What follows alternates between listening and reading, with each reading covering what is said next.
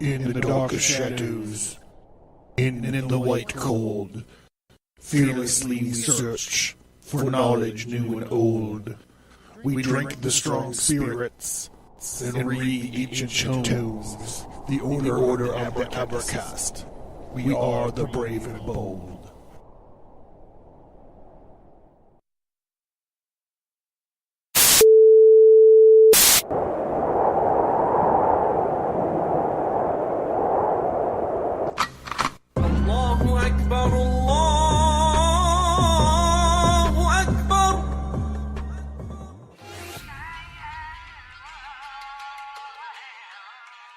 Stigmata Studios presents The Jinn Jihad. The Jinn Jihad kicks your face with myths, mysteries, epic battles, suicide bombers, quirky characters, and divine power armor. In this epic graphic novel, the warrior archangels descend on a city in chaos. It's all-out war. The non-standard assembly battles an ancient terrorist organization and their ultimate weapon, the corrupted, magically enhanced, unstoppable monster, the Jinn. This graphic novel is a wild ride. It's one part distant Arab myth, one part Old Testament angelic vengeance, and one part unique heroic tough guys. Available on Amazon. Get more info on the Jinn Jihad and other titles at stigmatastudios.com. This call is being recorded.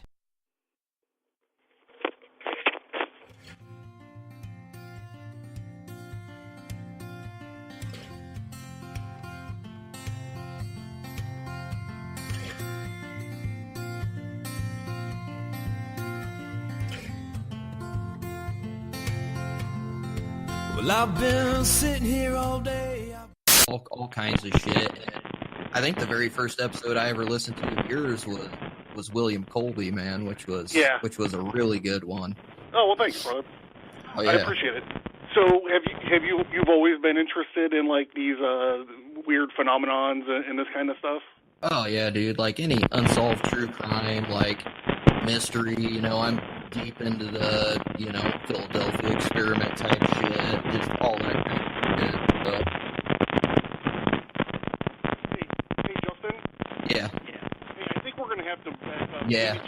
Try to call again, and I'll try to call again, and maybe we'll get a better connection. Okay, that'll work. All right. Bye. Bye.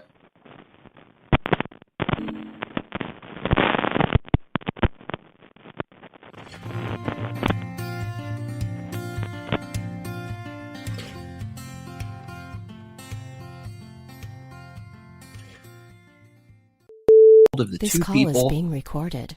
Jesus Christ. Jesus, holy shit, dude. Oh my God! You know we're gonna. Oh gee, do you have more time? I'm so Dude, sorry. I am good all night long, brother. I'm good all night long. I'm just sitting there and I'm looking at the recording button. I'm like, I remember hitting it the first time we called, but I don't think I hit it the second time we called. All right. Okay. So. All right. The buttons, okay. Take 3.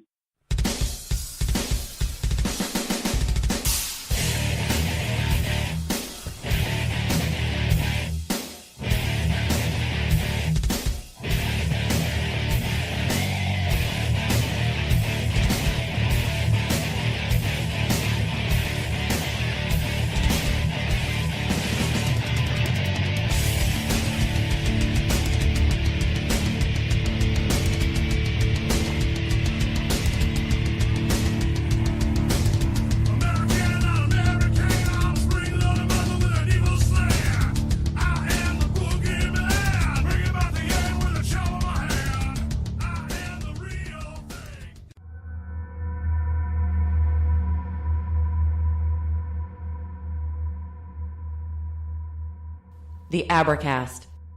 Occult. History. Conspiracy. Violence.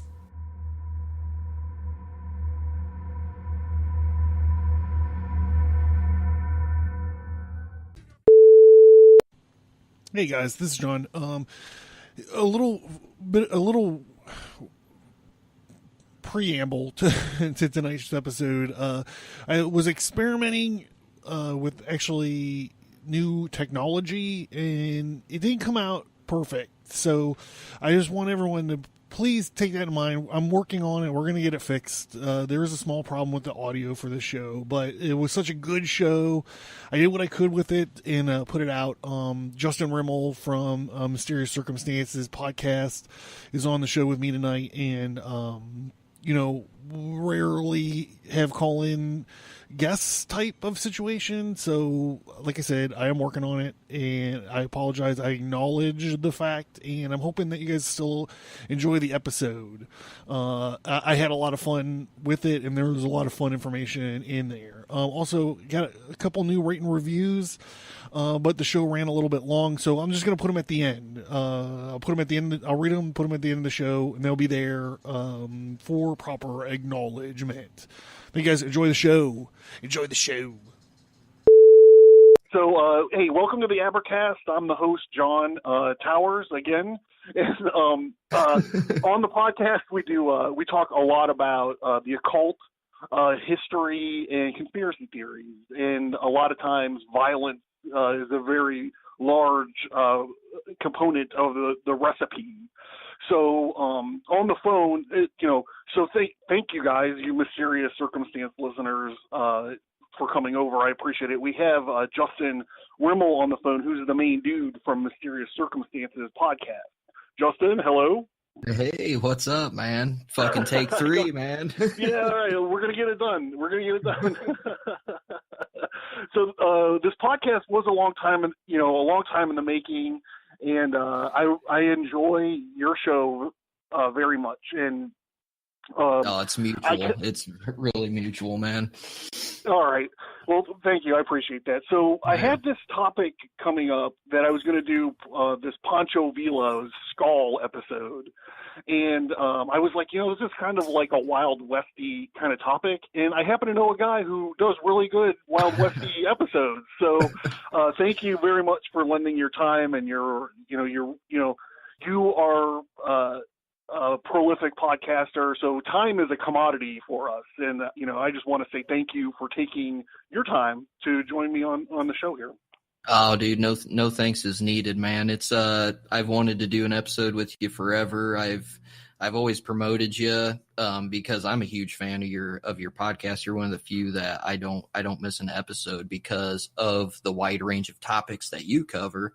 I mean, I cover a wide range too, so it's like I know I'm not going to get the same standard every single time. And the way you do your episodes, like, I always tell my listeners, I'm like, listen to the RFK, the Trojan War episodes, William Colby, Trojan War episodes, probably one of my favorites, just because you break it down into layman's terms and you give that background, that context as to why it happened, which nobody ever fucking cares about. All they care about is whether or not a wooden horse went into a fucking city, man. Right. Yeah. But a lot of the mythology and stuff is, that's the fun part for me, it's super interesting. Yeah. So, hey, I appreciate that for sure. And before we get started on the episode, do you want to, again, kind of tell us why you started your podcast and what got you interested in these kind of topics? Yeah, man. So, I've always been interested in shit like this. I mean, when I was a kid, I saw that movie, Philadelphia Experiment that came out in the 80s, man.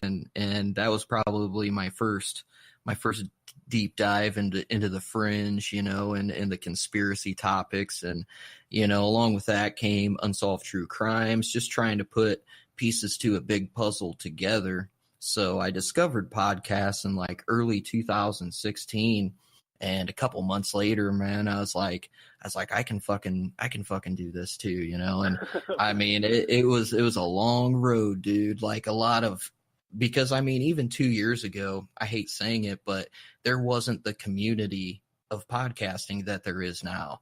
It was, a few podcasters talking back and forth, maybe listening to each other's stuff. But now you have this huge community, and people literally can hit the ground running when I started, man, I had an $8 microphone, and I mean, I didn't know how to edit any of that shit. So it was a long road, but I started like finding my niche and kind of going from there. And it's been fun, dude. And I've, discovered a lot of other good podcasts along the way, like yours. Your podcast was actually suggested by a listener of mine who was like, the way you do your show, you would really like John Towers. And I checked it out, and I was like a fan, like ever since. I was like, yeah, this dude's legit.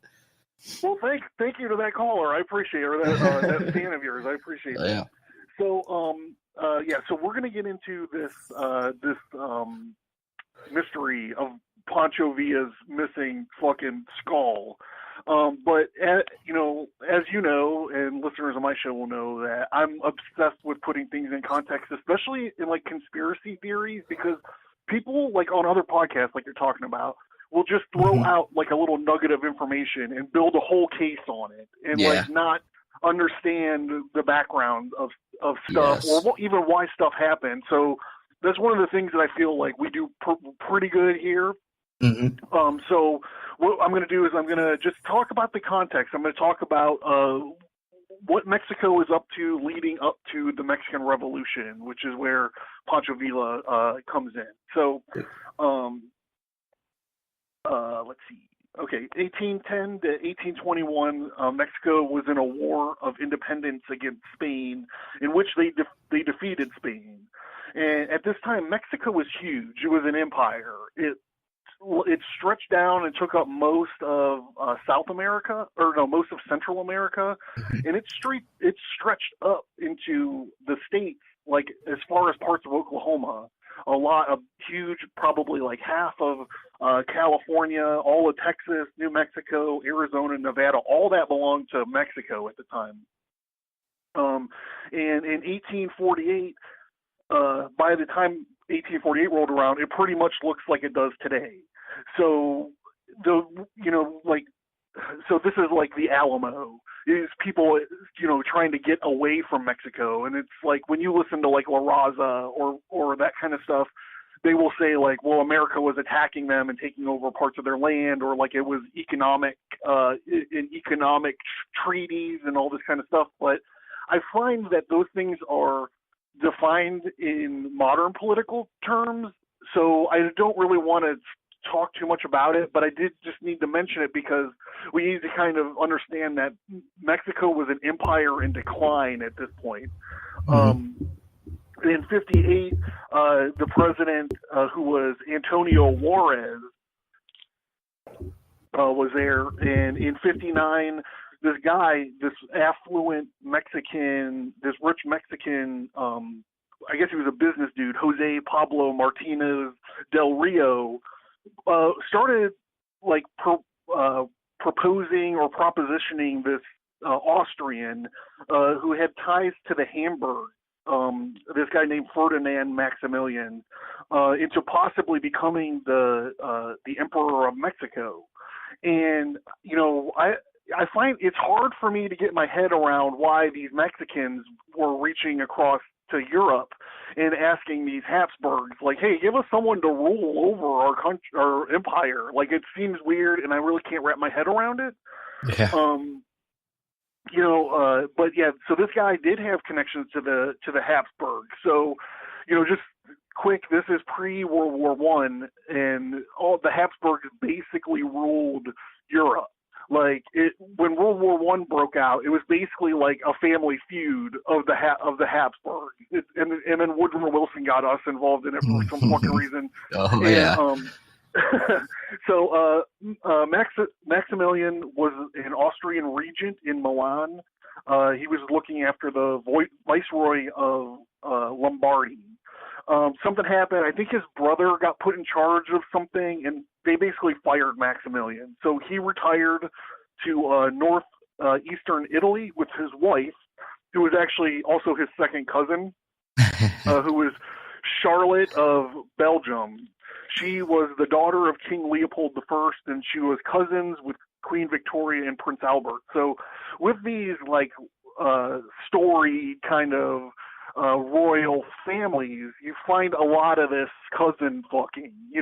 They're trying to keep their bloodlines as pure as possible to keep the power as centralized as they can, I guess. So, we run into this a lot, and it's not really just even like a European thing. I think that this probably happened, wherever there's a crown to be had. So yeah, if you read between the lines, this dude, he was a Habsburg, and in '61 he was asked to take the throne. He was asked to take the throne again. He was asked 3 times, and he skipped it, probably wisely, the first 2. So what changed his mind, I guess, on the heels of this Franco-Mexican War, in 1862, the French invade Mexico. And this is Cinco de Mayo, when we're popping, when we're mixing up margaritas and daiquiris and we're having a good time for Cinco de Mayo. What we're actually celebrating is the Mexican army defeating the French army at the Battle of Puebla in 1862. So after this French intervention, at the request of Napoleon III, Maximilian agreed to take the crown, and in October 1863 he did. And I feel like I've kind of been signaling this, but when he took the crown, it was pretty much a disaster. He was not a very good leader to his people, I think. Now, I know that Emperor Maximilian has come up on your Jesse James episode. Is there anything that you would like to throw in here?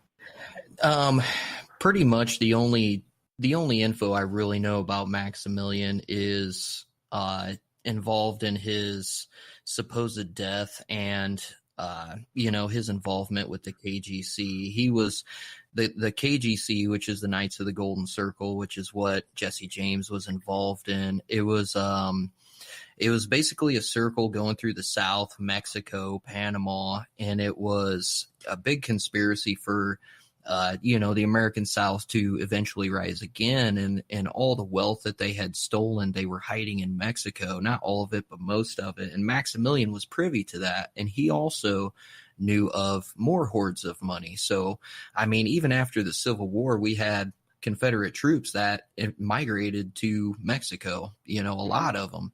So, when Maximilian was supposedly killed, a lot of his followers, were like, listen, we can't bury this dude in a mass grave with this kind of disrespect. We need to give him his own burial. And in doing that, when they took him off, they found out that he was still alive. And pretty much, they tricked the authorities into thinking that they buried him when they really smuggled him into Texas. And when they did that, they called the 2 people that they trusted most in the KGC, and that would have been Jesse and Frank James. And Frank James was a surgeon in the Confederate Army, so he had lots of medical knowledge. And what supposedly happened is that they pretty much, nursed him back to health. They mended his wounds, and in return, Maximilian gave the James boys and the KGC $5 million in gold for basically saving his life. And that's a lot of my extent to the knowledge of Maximilian. Unfortunately, with Jesse James, there's about 10 million things going on, so I had to concentrate on certain areas. But I will say I did confirm that Jesse and Frank James' whereabouts at the time that this supposedly happened, at the time when he was smuggled into Texas, supposedly, their whereabouts are unaccounted for. So I did find that really interesting. Yeah. So this is a thing I think it's going to pop up here in our story, is this German connection. Yes. I think we're gonna find it kind of over and over again, and I think it's super interesting because honestly I don't have any answers about it. It's just interesting that it keeps popping up. It's one of those like, if there's smoke, there's probably fire kind of situations.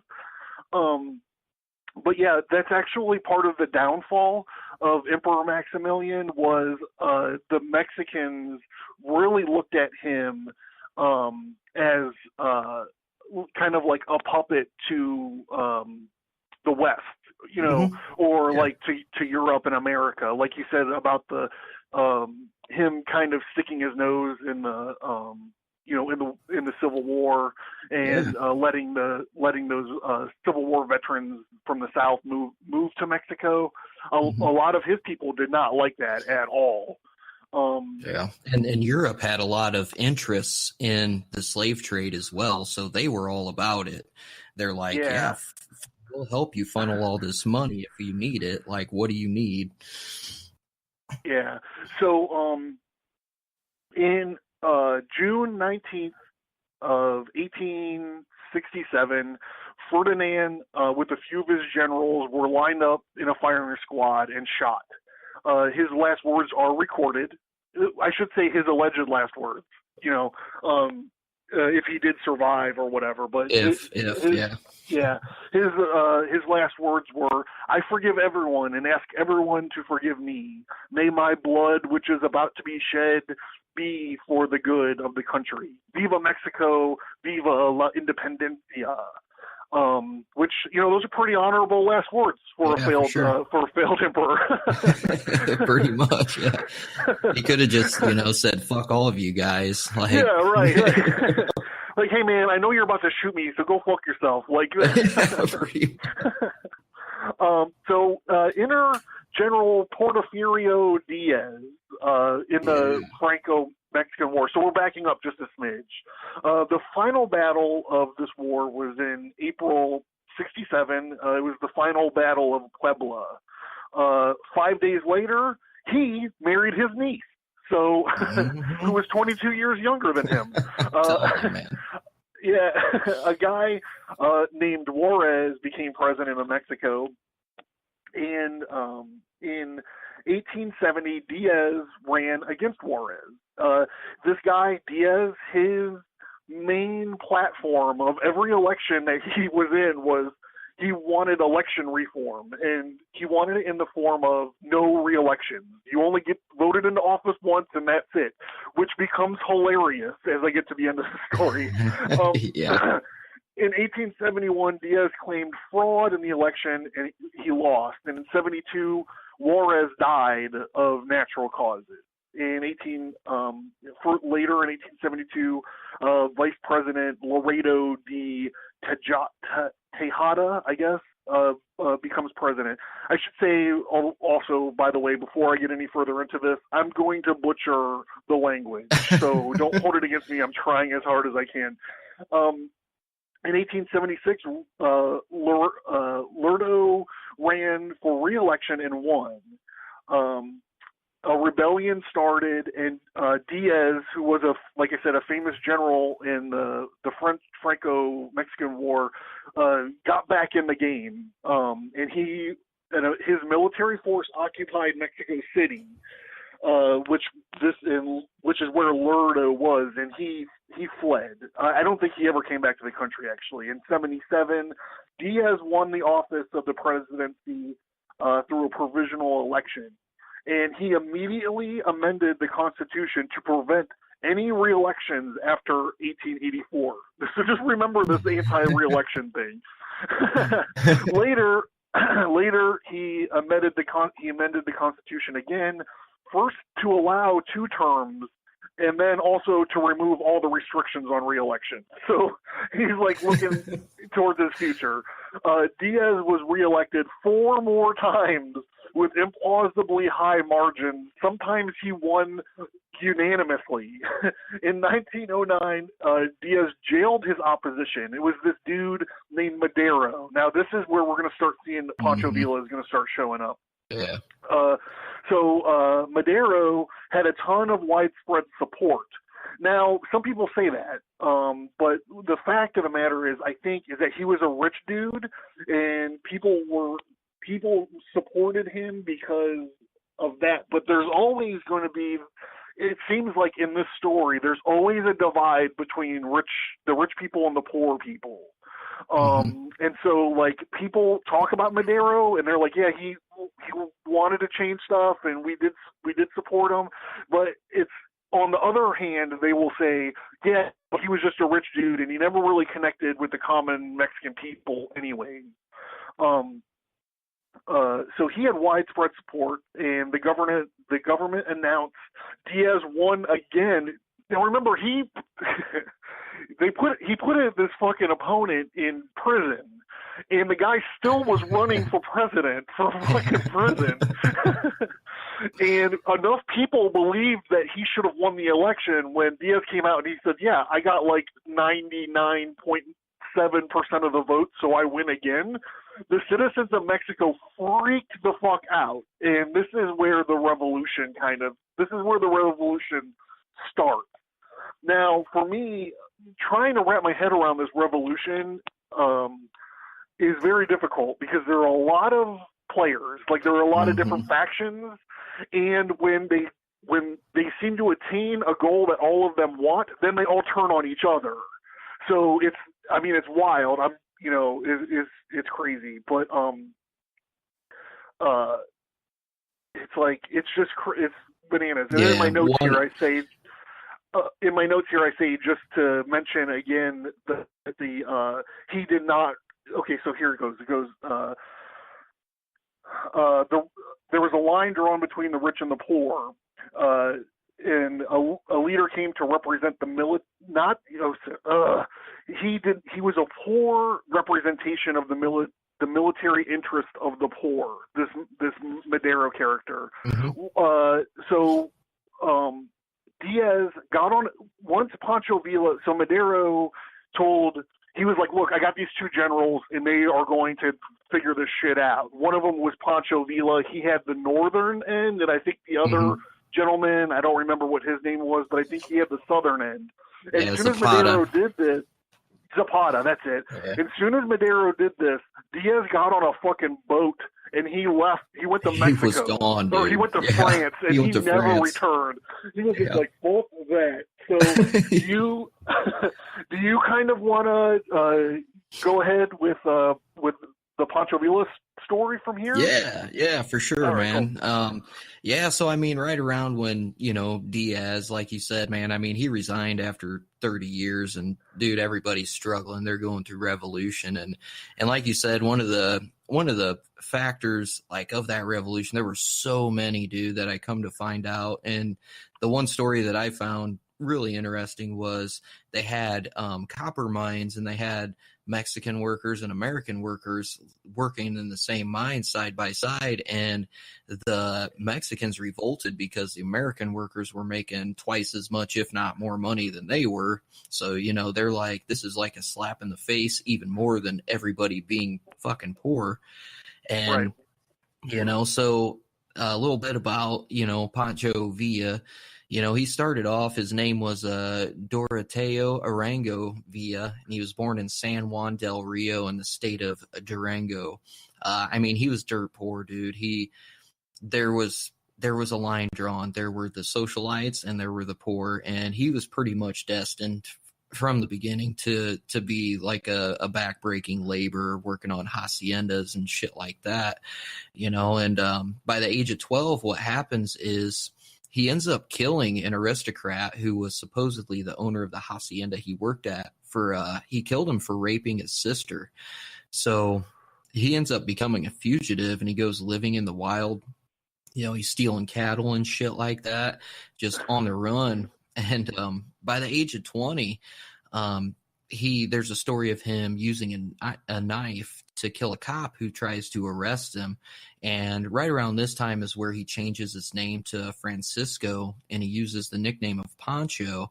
And they're not exactly sure how he came up with that name. Some say it was because of a fallen friend or like a grandpa or whatever. But, he actually tries to go straight after he changes his name. He starts working in a mine, and he ends up getting his foot crushed in an accident, and he has to sell his horse and his rifle in order to go see a doctor. And after he does that, he kind of tries starting his own business. He tries opening like a meat market, which, it fails miserably because the cost of meat and bread set by the aristocrats was so fucking expensive that he just couldn't make it happen. So he goes back to stealing cattle and starts running like gangs of bandits and shit, man, because that's literally all he knew how to do to survive at this point. And in 1910, he meets Francisco Madero. And like you had said, like he was a lot of, there's a lot of controversy about him, but he was one of those rich people who tried to sympathize with the poor people. He was a political idealist, but in all actuality, a lot of people couldn't relate to him because he was a rich person, but he was trying to speak for the poor people. And Pancho ends up joining like his uprising, and at this point he actually has like a cause to fight for, man. So his one of his first jobs under Madero was to hunt and kill a local judge who was friendly to the local government, and he ends up doing it. And he becomes very good at what he does, and he jumps to the rank of colonel like real fucking quick. And they started calling him the Scorpion Man because that's pretty heavy metal. Dude, he fucking, because they're like, listen, he's like lethal. He's hard to fucking find. And as you're going to come to find out, like he literally was hard to fucking find. Like at one point, later in the story, it gets pretty fucking interesting. But in 1910, the rebels attack a federal army, and they're doing this on and off. And Pancho Villa is admired by a lot of the guys under him because he's at the head of the battles. He's fighting every battle, and he fucking survives everything. So everybody's just like, this guy is like he's blessed. He's super fucking brave. And, he was one of only, a couple generals that are high-ranking members that survived the decade of that Mexican Civil War, man, from 1910 to 1920. So, he was a legit badass dude, but he also stole, looted, he killed, there's several stories of him literally just wiping out entire towns of civilians because, killing babies and shit. They said he would cut off the soles of people's feet and drag them behind horses. So either they would get dragged or they would have to fucking run. And that's soulless feet. That shit sucks, man. God damn. That's pretty fucking brutal, man. That reminds me. I did an episode on the Armenian genocide, and those guys would pound horseshoes into these fucking people's feet and make them walk out into the desert. And I'm like, shit is heavy metal. Like, you never hear of that. It's just this one incident. It's just this one incident in history where they're like, we nailed horseshoes to this guy's feet and made him walk. And you're just like, God damn, that's rough. It's like fucking wine. It's like, 'cause we could, motherfucker, trying to prove points, It's like, God damn. And that's where go ahead. I was gonna say, like, hey, you know how many ways I've killed a fucking dude? Like, I need to push the envelope a little bit. I'm getting bored, like. Oh, dude, it's like fucking Vlad the Impaler, man. If people start getting into like some of the shit that guy did, and it's like, what the actual fuck, man? Where did he come up with some of this shit, man? Yeah, man, it's awesome. And by the way, I did a whole episode on Vlad the Impaler and the Night Metal Internal. It's crazy. Yes, you did. Yeah, it was a good one. All right, I'm sorry to interrupt. Go ahead, please. No, I fucking love that shit, dude. Like, I love I go on tangents all the time, man. I do. But that's where the stigma of Pancho Villa comes in, is like, because of some of the atrocities of war that him and his men were responsible for. And sometimes Villa didn't even know some of the shit that his men were doing. But, he was a fucking smart general. He is literally known as one of the last great warlords because he was very smart. He knew how to lead men. He knew how to keep his men happy. And dude, he was providing, one of the coolest things that I read was that he, he was providing his troops with women. And they said, man, if Villa wouldn't have done that, the revolution would have stopped right there. Like his 100,000 men would have fucking quit. You know, that's hilarious. He was like, "Hey, I'll take this shit over. I need 100,000. Well, I need 50,000 prostitutes and a giant truck full of tequila, and I'll make this fucking shit happen." For real, dude. And he was super smart about that. He was transporting. He started transporting his men by train, and what he would do was they would ride the top of the train, and he would put the horses and the cavalry in the train because, in his opinion, the cavalry, the horses, were more important than the troops because he could always gain more troops, but there's only so many horses. So, like, he was super fucking smart.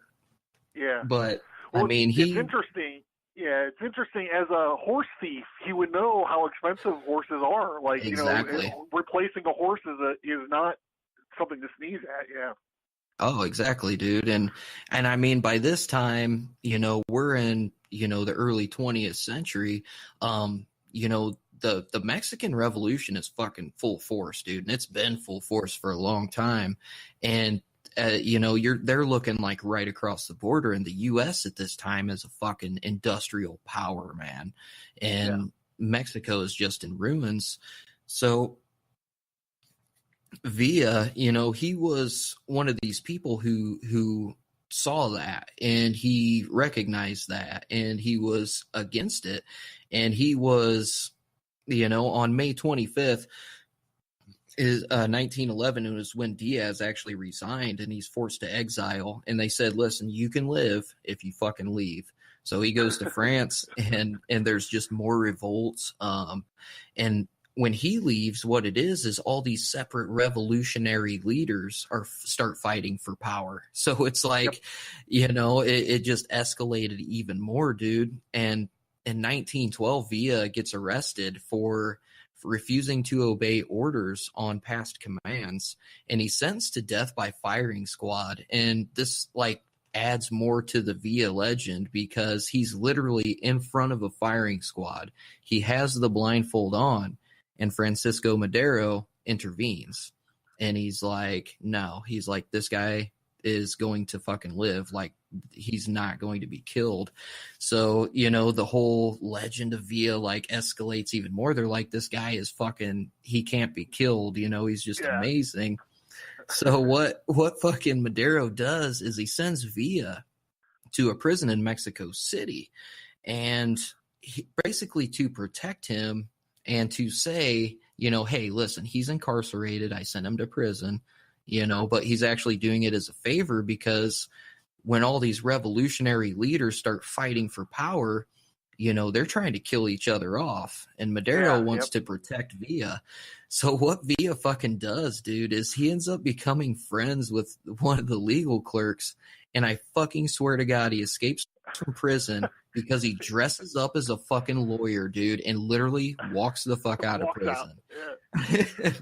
And he fucking does that, and he ends up going to America. He goes into fucking El Paso, and he's only there for maybe like a month, dude, and fucking Madero gets assassinated. And this right here is probably one of the turning points where Villa is like, fuck this, I'm going balls to the wall, dude. He swears fucking revenge on, like, everybody. So as he's marching back into Mexico, he's just picking up troops along the way, just like 500 here, 1,000 here, you know, 500, you know. And he makes it into Chihuahua on December 8th, 1913, and he fucking takes over the city, dude. And the next day, he's nominated governor. So he's literally fucking the governor's mansion the next fucking day, man. And one of the first things he does, dude, is he confiscates all the land, all the banks, all the enterprises, all the factories, man. And he starts lowering the price of meat and bread so all the poor people can afford it because he needs those people on his side. And he was one of those people, man. And he starts printing his own money. And the money actually ended up being accepted by U.S. companies as currency because at this time, the U.S. believed that Villa would become president at some point in time. That's wild. Yeah, dude. And, you know, 1913 to 1914, you know, Villa, he's still fucking fighting battles with his troops. And I mean, he's fucking just fighting battles from the north to the south of fucking Mexico, man. And, he starts hiding treasure too, because he didn't fucking trust any banks. And for all you treasure hunters out there, I know I got some listeners who are, there's a cave outside of Chihuahua that is verified and acknowledged by his relatives to where he buried large sums of gold and arms as well. So happy hunting there, That's interesting. He just didn't trust fucking banks because he knew what they were capable of, and even though he overtook them, he's like, yeah. So fuck it. But in what was it, about December of there we go. Yeah, in about December of 1914, his army marches south into Mexico City, and that's where Villa and Emiliano Zapata, that's where they meet for the first time. I don't think it was the first time, but that's where they both kind of become interim presidents, because Villa was from the north, Zapata was from the south, and there's actually a really cool picture out there of them two sitting in the the capital in Mexico City, and it was just like this huge deal because they had both like combined so many revolutionary soldiers together, and they overtook the the capital. But he ends up leaving Mexico City. But this is where some more war stories of atrocities. But I mean, one of the stories was he goes into this small town and he literally tells the town, hey, if you guys don't adhere to my rule, then I will execute every single person in this town by daybreak. And fucking the priest, I guess what happens, and this is I can't 100% confirm this, but the story is told by several Mexican historians, not just Americans, but they're like, this priest goes and just pleads with him, and he's like, please don't do this, please don't do this. And because this is war, he really didn't believe he was committing crimes, right. like crimes against humanity or whatever. Like, to him, this is war. And to be honest with you, like, this is kind of all this dude has ever fucking known. Like, this is the only way he knows to get his point across. So I guess the fucking Pancho Villa, he tells this priest, after the second time, that the priest tries to plead with him, he tells him, he says, if you come back here again and try to plead with me, he's like, I'm going to fucking kill you. And dude, the priest comes back for the third time. Pancho Villa fucking kills him.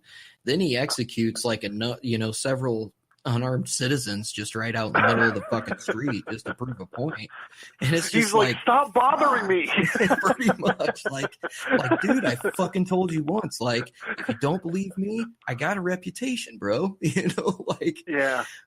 But yeah, dude. And this is kind of where Villa starts getting beat up a little bit though too, man, because this fucking dude named General Obregon, he finds out about this invention called barbed wire. And he's also capable, he has a machine gun capability. So what he's doing is, because Villa relied so much on cavalry, like, this fucking Obregon is setting up barbed wire fucking everywhere. And what he does is, Villa's men, dude, they're riding on horses, they get caught in this barbed wire, and they're just in a big fucking clusterfuck right there in the middle, and then they just open fucking fire with machine guns, man. Just like fucking World War I Gatling guns and shit. Yeah. So on a kind of related topic a little bit, when I was in the service, I was a combat engineer, and that game is all about mobility, counter mobility. Mm-hmm. And in World War I, when everyone was like, yo, we have these horses, like our shit's tight. We're going to be okay. But the problem is that none of those people have ever seen a machine gun. Yep. And a machine gun takes the street cred of your horse about down to zero. You know what I mean? Like, oh, for sure, dude.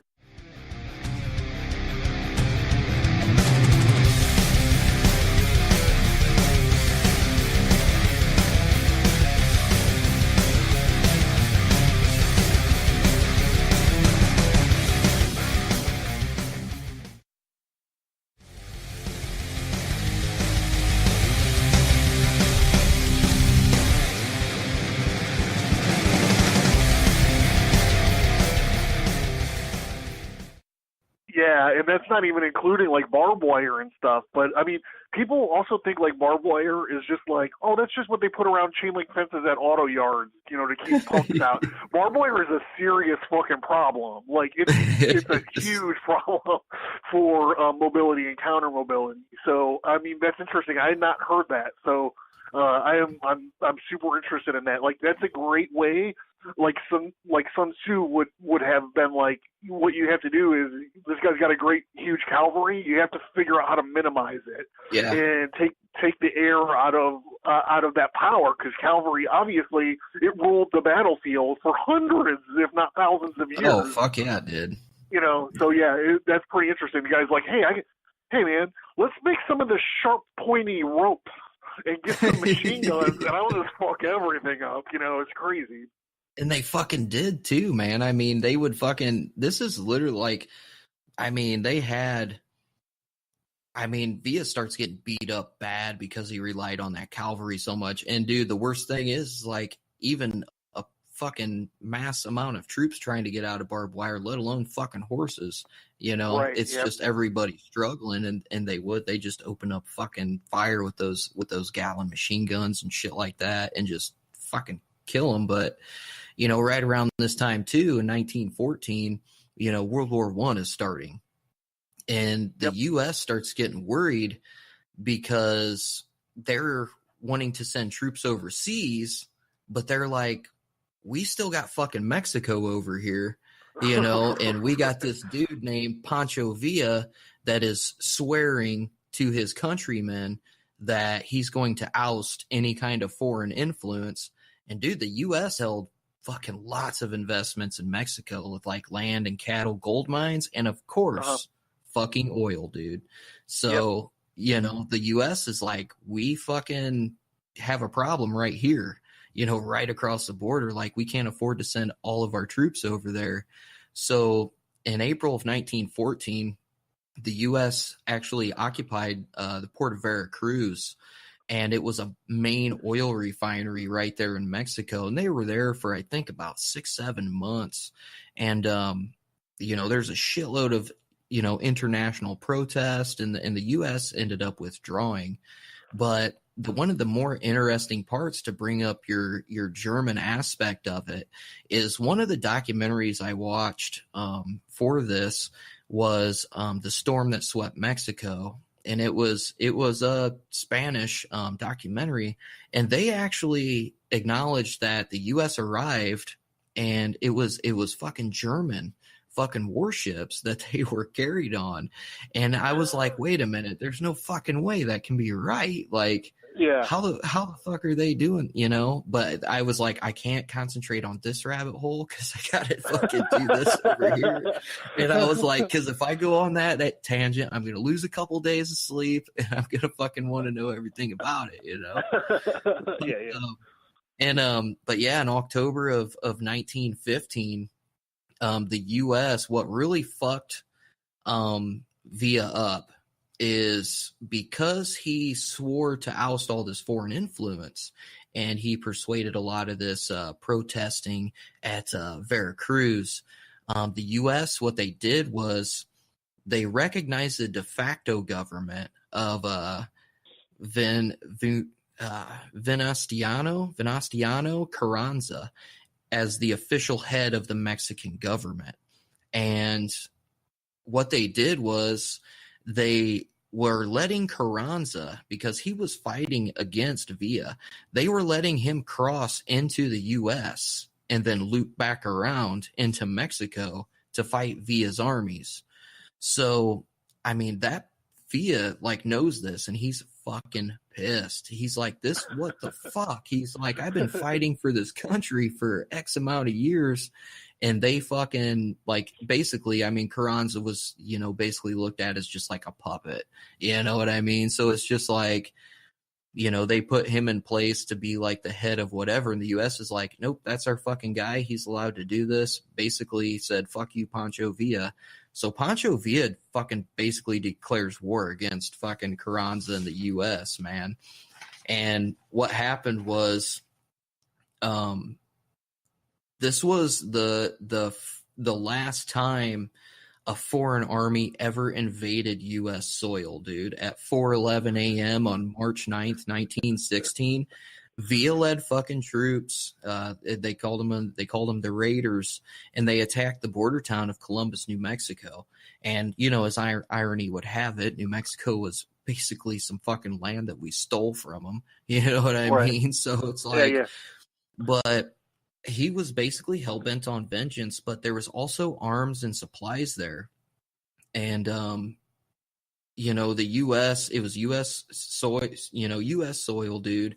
So they're over there looting, they're stealing from all the civilians. But what fucked up, you know, this little battle lasted like 3 hours. But where they fucked up was the soldiers at Camp Furlong, you know, started hearing the gunshots, and they were right nearby, and they showed up, and it's still nighttime out. And where Villa's men really fucked up is where they started setting fires, and the fires lit up and gave away all their positions. So, oh, wow. Yeah, dude, the soldiers, I mean, ended up just slaughtering them, dude. I mean, in the end, there were 200, they said anywhere from 200 to 500 Mexican raiders killed or captured. But there were 19 Americans that died, 18 soldiers, 10 civilians, and the other one was counted. There was one woman killed, and she was actually carrying child. So they counted the one unborn baby as one. Yeah, dude. And so the U.S., when this shit happened, like Woodrow Wilson is like, okay, you know, fuck me. Fuck you, dude. Like, so they basically called all these state powers for militias, man. And they fucking offered a $5,000 reward for Villa, dead or alive, man. So 7 days later, fucking General John Pershing led 66 fucking 100 troops into fucking Mexico looking for Villa, dude. And this was actually the first time the U.S. was using airplanes and military vehicles fucking looking for someone related to war, man. And they advanced 500 fucking miles into Mexico, and they, you know, a big central location was referred to as Pyles. But yeah, dude, they started putting out all this. I love saying this shit. They put it out fake news, man. They started putting out all this fake news, bro, that fucking Villa was killed, that he was captured. But the thing was, dude, is Villa was by no means killed. And the fucking most interesting part, dude, is while Villa is evading American fucking troops, he's also evading Mexican fucking troops as well. Like, he's literally got both fucking sides, dude, trying to hunt this dude down, and he's fucking evading him. And his granddaughter did a really cool interview where she was talking about, you know, what he had said personally about this. And she's like, yeah, she's like, you know, grandpa, or he would always say, you know, they're looking for the coyote, but the coyote is sitting here watching them. And fucking, dude, they couldn't fucking find this guy, man. So, like, it ended up costing America $140 in the span, or $140 million in the span of 11 months trying to find. Oh my God, that's crazy. I know. And Mexico's still fighting their own shit, but they're also looking for Pancho Villa too. And, you know, right about this time is when the U.S. actually declares war on Germany and goes full-fledged overseas, dude. But in the summer of 1920, dude, basically what happened was the Mexican government pretty much bribed Pancho Villa to stop.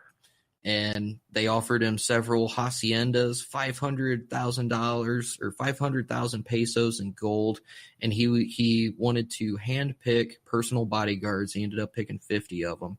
And he fucking retired, man. By 1923, he was retired. He lived with. Here's another cool thing about Pancho Villa. He had 4 wives that were known of. When he actually died, 5 widows came forward claiming his estate. So in 1923, dude, when this motherfucker's retired, he's living on this hacienda, bro. And he's got 3 wives living there with him, 3 of his wives. And he's got all these fucking kids, man. And he's just fucking just chilling, man. And, on July 23rd, 1923, he's in the city of Pyles, and he's on his way home. And pretty much, man, 8 gunmen come out of nowhere, shoot the fuck out of this dude's car, and Pancho Villa was left with 16 bullet holes in him. And he died right there on the spot. And the thing about it was, man, is he had built this huge mausoleum for himself. Yep. Before, he had died, but they actually didn't bury him in one. They buried him in just like a simple grave. And lo and behold, in 1926, grave robbers come around and fucking stole his fucking skull, man. And it's never been located. That always reminds me of the first Godfather movie when they got Sonny. Like, these guys just jump out of the fucking toll booths and just fucking spackle his car, Oh, yeah.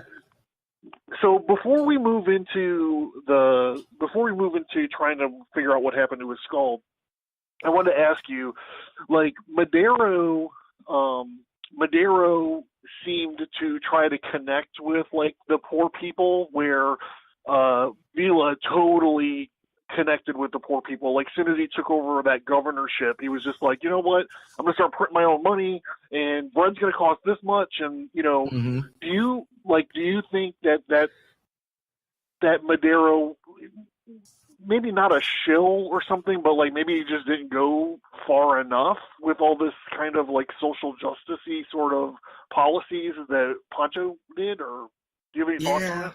Yeah, I think that had a lot to do with it, because, because of the fact he couldn't actually connect with the poor population, like, realistically. Like, he was a political idealist, but at the same time, it's like he couldn't relate to them on a personal level.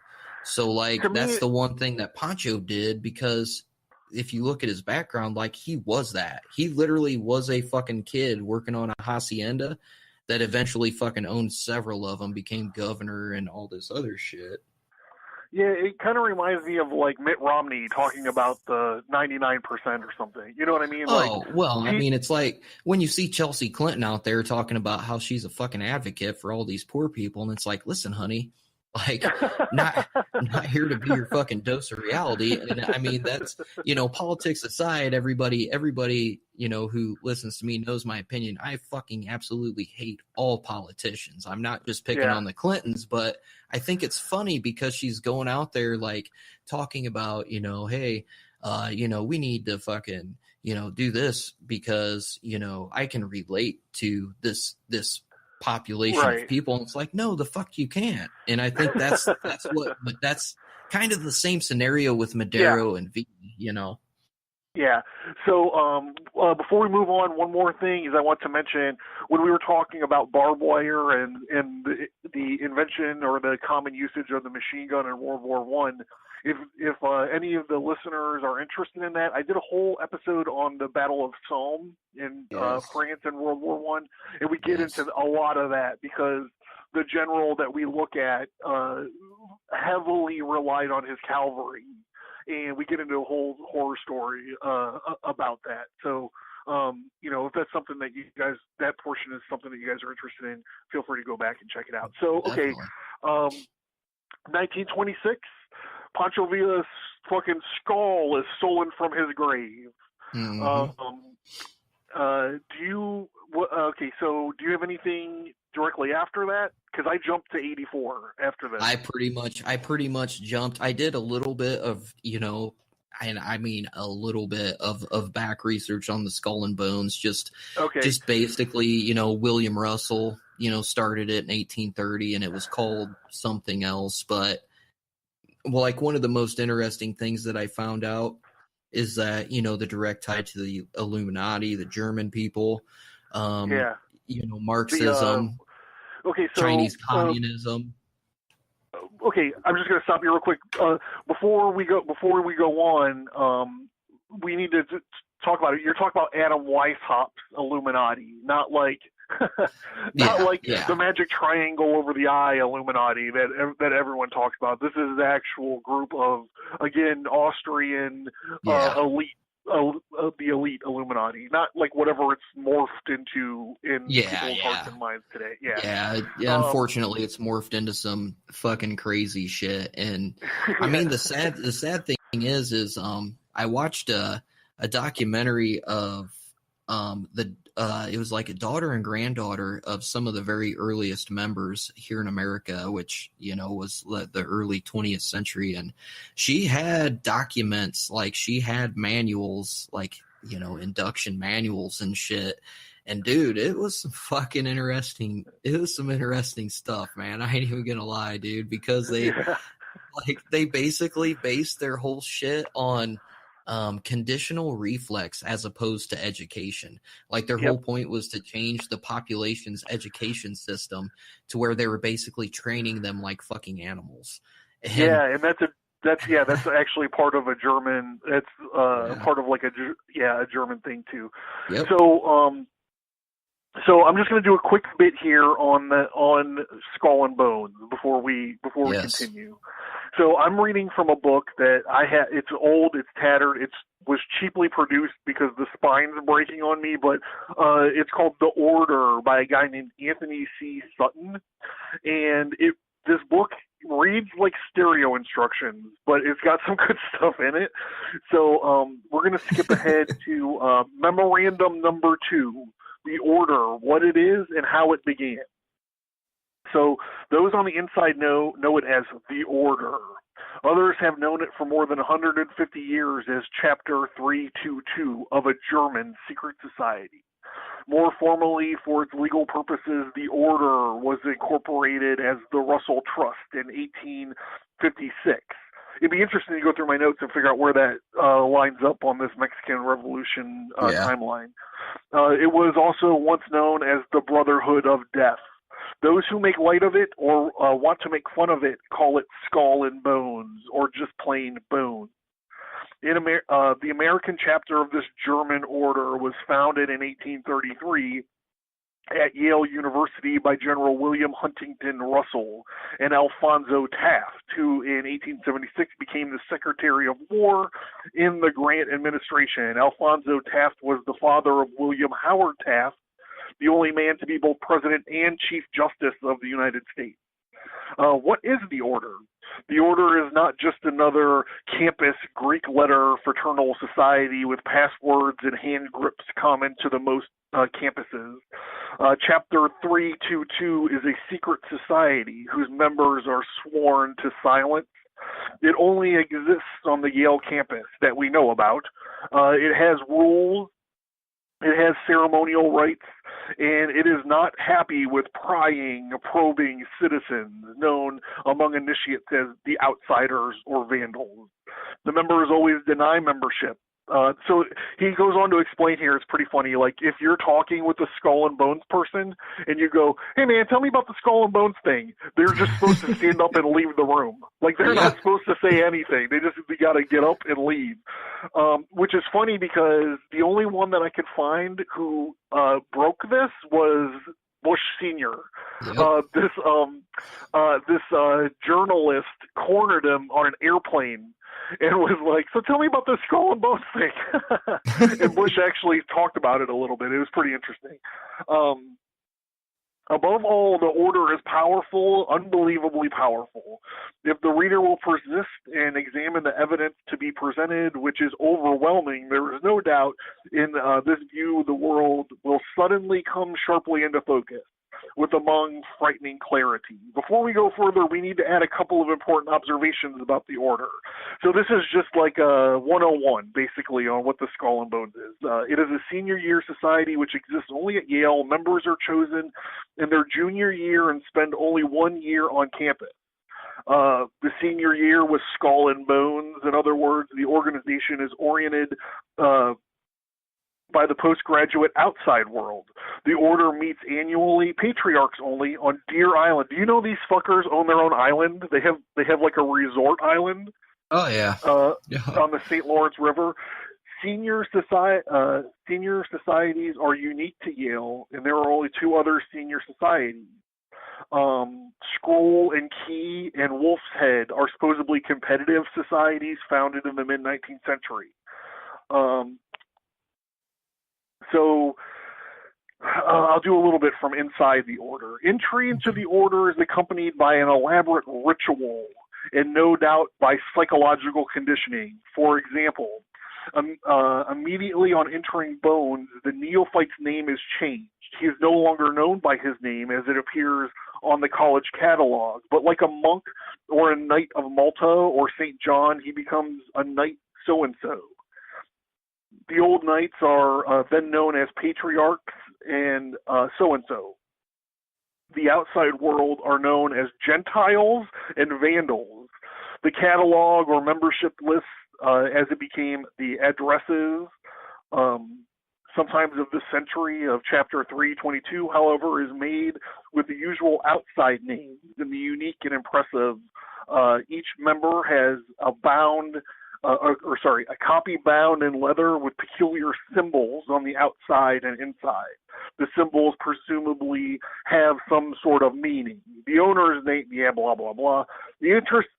Most interestingly is an entry between the decades list of members. On 1833 list, before the 15 founders' names, are the words period 2, decade 3.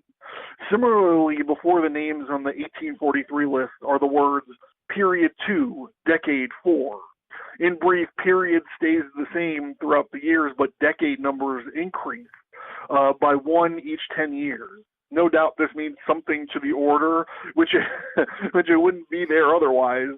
Another mystical group of letters. Okay, so he's just talking about their catalog purposes. Okay, so the idea is that they're a group of bright young men from Yale who, once they graduate, they push agendas, like in the Trilateral Commission or in Bush and the Bushes.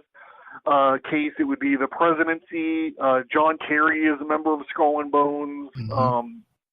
So you find like all this stuff. So the idea is because they're like Yale graduates and they're like going out into the world, they embed themselves in like these high level, like deep state sort of situations, and they just push agendas from behind the curtain, which is all pretty interesting. However, it doesn't really explain what they're doing with Pancho Villa's skull.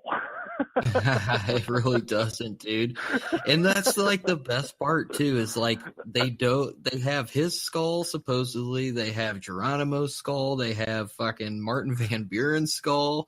Yeah. And the fucking Hitler's, like you had said, Hitler's fucking silverware. And it's just like, yeah, what the actual fuck are these guys doing, man? Like, Geronimo's relatives at one point actually sued fucking this fucking Skull and Bones secret society, man, to try to get his fucking skull back.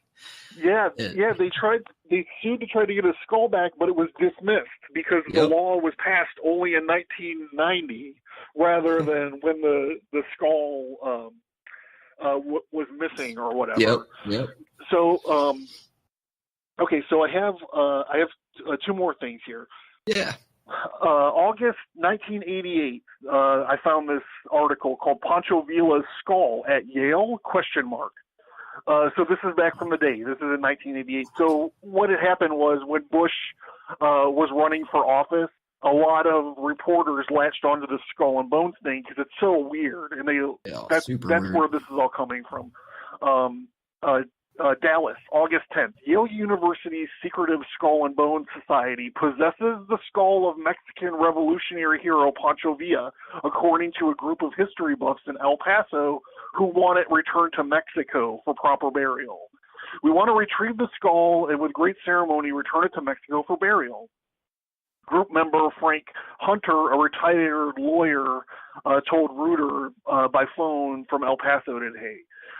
He explained that some members of the Wednesday group, so-called because it's 10 and 15 members, meet for lunch every Wednesday, are Mexican nationals from Ciudad Juarez who feel very strongly that the skull should be returned. An attorney and spokesperson for Skull and Bones told Hunter the society did not have the skull and added that if it could be proved that it did have it, it would be returned. A letter to Vice President George Bush, who belonged to the club when he was at Yale, was not answered. Villa, bandit turned freedom fighter who led the last invasion of the United States mainland, was assassinated in Parral in northern Mexico in 1923. In 26, grave robbers stole his skull, and his whereabouts have been a mystery ever since. The remains of his body were later moved to Mexico City and buried there at the Monument to the Revolution. The search began 18 months ago when the group read the Let the Tail Go with the Hide. It's a book. We're actually going to talk about it here in a second, in which another author, Terry Irvin, tells the story of her father, Ben Williams, who helped El Paso adventurer Emil Holdhall out of Mexico after he'd been accused of stealing the skull. This sounds like a plot from a Three Stooges episode. You know, like, it's just like, what do you mean? Back in El Paso, Hemdahl confessed to Williams that he had indeed stolen the skull and later sold it to Skull and Bones member. Quote, Williams told him to go to hell and that if he'd known that, he would still be in Mexico. He would still be in a Mexican jail, Hunter said. He said it was unable to find telephone listing for Skull and Bones and called the president of the university. Subsequently, Endicott P. Davis, who described himself as a member of Skull and Bones, telephoned Hunter and said that the society did not have the skull. He added, quote, we don't have it, but if you can prove that we have it, we'll give it back to you, unquote. Hunter said. He said the group wanted to sue Skull and Bones, but needed some standing. It contacted Villa's wife, 92-year-old Soledad Sueñez del Villa, who lived in, I don't know if I'm pronouncing this right, I'm probably not, Ciudad Juarez, but said refused to give her authority. Currently, the group is trying to locate one of Villa's sons, Hippolito Villa, who lives in Mexico City, Hunter said. Okay, so that's interesting. And then I also found this, because you mentioned Geronimo's skull. Geronimo's skull at Yale Skull and Bone Society. And this one's actually kind of sad in a way, because there is that whole, like, repatriating American Native burial relics and stuff that's out there, but this sounds like it's crazy. This is by J.W. Sharp. Skull and Bone Society has long called the story a hoax in Wasilla and Branch. But only a few days after the captains robbed the grave, society members Wintermead wrote in a personal letter to member F. Truby Davis that the skull of the worthy Geronimo the Terrible, exhumed from its tomb at Fort Sill by your club and the Knight Hafner, is now safe inside the tomb, which is the crypt-like home of the society, together with his well-worn femurs, bit, and saddle horn. According to several accounts, the society placed Geronimo's skull, bones, and artifacts in a display case near the entrance to the tomb, making them, according to the San Francisco Bay View internet site, part of a collection of dozens of skulls, including Pancho Villa's, other human remains, several coffins, and Adolf Hitler's silverware. So here we got this German thing popping up again. Yep. Geronimo, presumably having lost his head and gone to Yale, might have been bewildered by the strange band that had forcibly inducted him into the life of establishmentarian secrecy. George W. Bush, in his campaign autobiography, A Charge to Keep, said that in his senior year at Yale, quote, I joined the Skull and Bones Secret Society. So secret, I can't say anything more, unquote. Dude, that's so fucking great, man. Yeah, man, it's great. So the last bit that I found it in this book that I've been talking about, The Order by Anthony T. Sutton. He goes on to where this. Remember when I mentioned the two other secret societies that that are there? The one is called File and Claw. So one of these File and Claw guys got into the tomb, and he took an inventory, like he took a look around and wrote down what he saw when he was in there. Mm-hmm. And so I have part of the report here. Awesome. Hanging on the wall towards High Street is a handsomely framed cushion of dark velvet on which were fastened the pins of all societies which have existed in college, including Spade and Grave, Bull and Stone, and like that. On the south side of the room is a fireplace, and above the mantel, in a mirror upon the mantel, were a skull and bones of silver. The skull is about 2 inches in diameter and engraved 32 inches, I guess. Kind of breaks apart. In 1858, another bronze, a little larger than the silver one and varying in other insignia relating to skull and bones. Okay, so here it goes. On the west wall hung, among other pictures, an old engraving representing an old burial vault in which a stone slab rests 4 human skulls, grouped about a fool's cap and bells. An open book, several mathematical instruments, a beggar's script, a royal crown. On the arched wall above the vault are the explanatory words. Okay, so I'm going to butcher this German. I know how to find the bathroom and order a beer. That's about it. That's all that matters, though. Yeah, right. We war der Thor, were Weiser, were Bettler, oder Kaiser, which means who was the fool, who was the wise man, beggar or king. And then there's one more instance of this German stuff. Below the vault is engraved in German characters the sentence, Obarm obiek im total gliek, which means whether poor or rich, all's the same in death.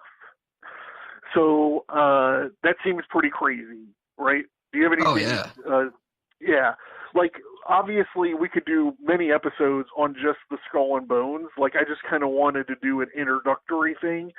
And, and how crazy this whole thing is. The other book that I mentioned, The Let the Tail Go with the Hide, in 1984, this Arizona rancher, Ben Williams, wrote a memoir called Let the Tail Go with the Hide. Williams claims to have met a guy named Emil Holmdahl. I had just read this story. But in here it says, he stole Miller's head and claimed to have sold it for $25,000 to Yale University Skull and Bones Society. So $25,000 is pretty steep for a head back in the 1920s, I would think.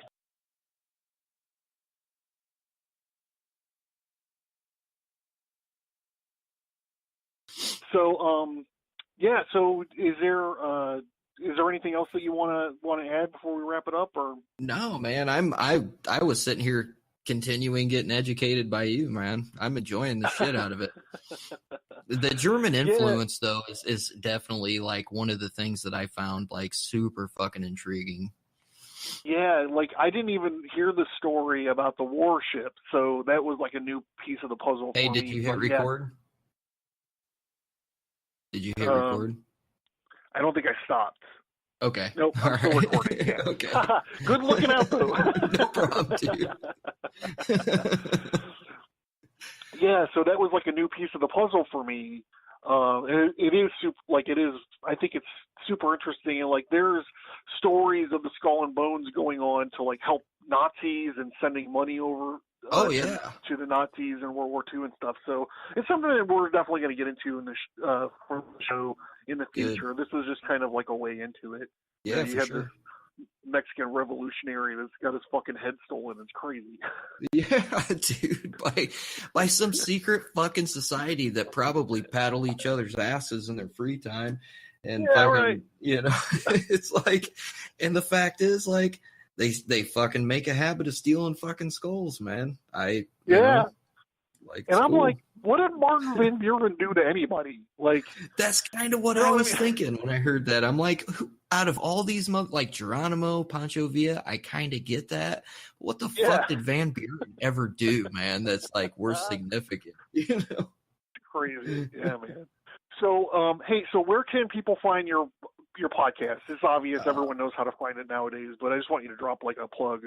Yeah, for sure, man. You know, anywhere on iTunes, anywhere you can download them. You can follow me on Instagram at Mysterious Podcast and Twitter at PodcastMC, and you know, obviously I'm on Facebook and stuff. So yeah. How can my listeners find you, John? Yeah, iTunes, the same thing, Stitcher. Actually, there's like a million apps that I go to that I don't even know exist. So I don't know however people find it, but like the big two, like I'm there, I'm on Google Play, I'm on, I will be on Spotify. I'm still waiting to get confirmation on that. But yeah, it's pretty easy to find me. You can go to abercast.com and find me there, or stigmatastudios.com and check out some of my comic book stuff. For sure. So, and you do Red Horse Radio too, correct? Yeah, we haven't done it in a while, but it's kind of fallen off my radar a little bit. But yeah, it's like me and this aspiring stand-up comedian named Melanie and horror author sit down and kind of discuss kind of like the news of the day and like what's going on. It gets pretty raunchy and gross. It happens, man. I'm okay with that. So, hey, dude, thank you so much for spending your Sunday afternoon talking to me about this kind of stuff. And I just had a blast. I thought it was so fun. We should probably do something again sooner. I'm pretty sure we fucking should, dude. I'm pretty sure we do. I got a couple of good subjects I know you'll be intrigued in, man. So I'll have to have you on with me sometime, and we'll fucking plan it out, dude, for sure. Like I said, I've been looking forward to this for forever. So the pleasure was all mine, man. Yeah, it's great. So so all the Mysterious Circumstances listeners, find the subscribe button there. Click it. Find me on my social media, and welcome aboard. Hell yeah, dude. Hell yeah. Like I said, man, you're definitely underrated out there, and you know. So I hope they do decide to subscribe. Cool, man. Thanks.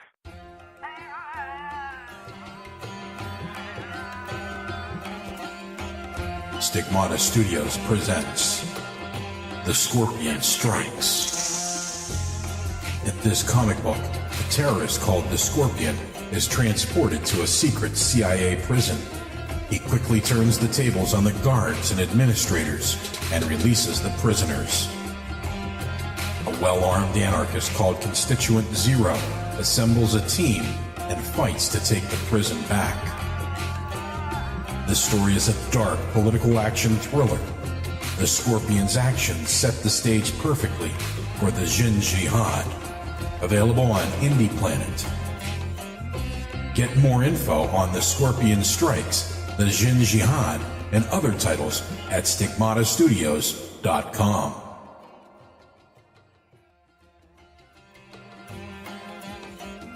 Stigmata Studios presents The Test of the Scorpion.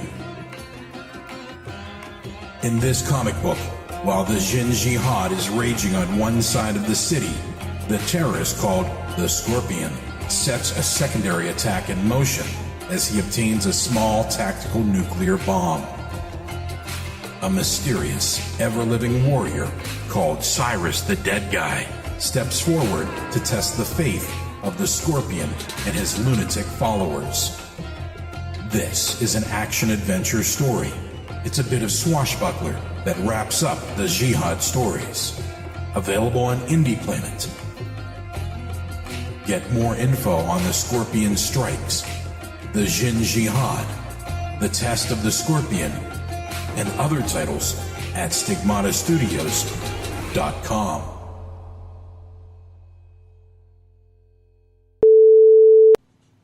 All right, let's get to these written reviews, huh? I think some people stood up for me. I think some folks are fighting for my honor. 5K43BERTO, which is Skate Burrito, gave me 5 stars. Too bad for most Americans, their IQs are going down and their ADHD is going up. They need to take more Adderall and pay attention. Enough said. Thank you very much, Skate Burrito. Polish X, 5-star review. Dr. John Towers covers topics most people won't delve into or consider. He takes ideas and concepts, breaks them down into bite-sized pieces, and blasts them in your face like megawatts of power for your soul. The range of topics is limitless and not something that you are going to find on PBS or C-SPAN. Thank you very much. That's why you need to listen, form your own ideas, and break free from the pack mentality. He's a veteran, a patriot, and a modern Renaissance man. Well, thank you very much, Polish X. Your boy Jesse, 5 stars. Awesome show with a variety of interesting topics presented in a way that educates you while being entertainment. Not sure where these negative reviews come from, but the show is a great listen. Thank you very much, my boy Jesse. Your boy Jesse. West V Girl, 5 stars. I'm someone who is not offended by anything, so the fact that I can hear such a wide range of topics discussed makes me happy. I like the outrageous, unusual, taboo, and crazy. Keep up the great work. Thank you, West V Girl. And then I got one here from Hector, the illegal immigrant. 5-star reviews from Hector. Thank you very much, Hector. Not often. I got to get ready because this is a good one. Not often does a presentation come around that downright connects with its audience.